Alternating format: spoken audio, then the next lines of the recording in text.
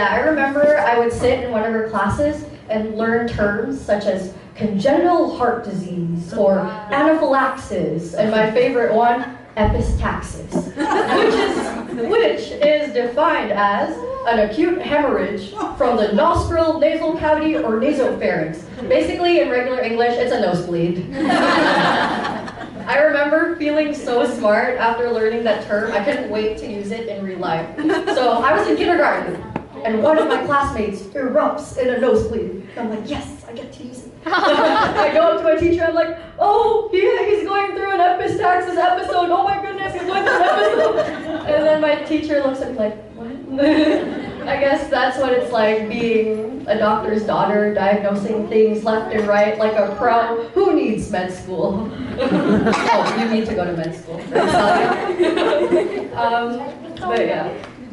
It's nice to have a doctor as a mom because you're never in fear when you're sick or if your throat feels funny. And I'm very blessed that God gave me a mother who becomes an outstretched hand that heals and treats the sick, including my classmates too. Like, my classmate's pediatrician is my mom. She didn't only teach medical related things. She would also be a speaker for different events or conferences about love and relationships. This single Pringle's favorite topic. So she would get invited to youth groups, high schools, and colleges about the topic, true love waits. And I think I've sat through so many true love waits lectures that I'm still waiting for my true love.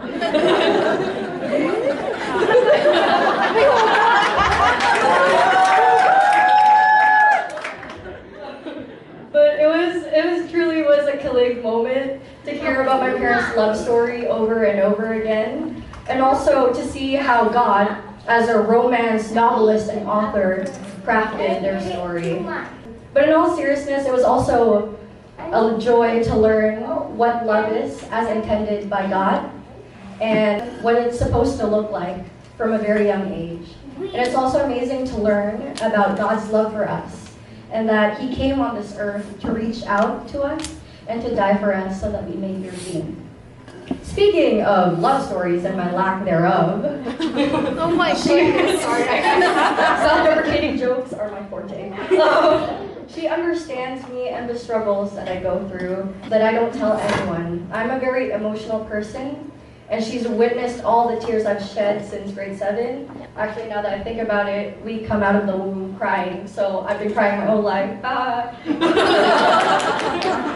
So I love it. We'll support you. She knows all my insecurities, all my struggles, difficulties, crushes, yes, all 300 of them, and of course, my spiritual needs.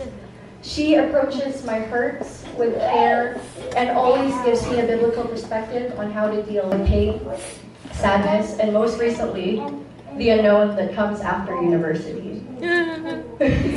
Sorry. I used to enjoy long car rides and late night heart-to-hearts where I can pour out my feelings.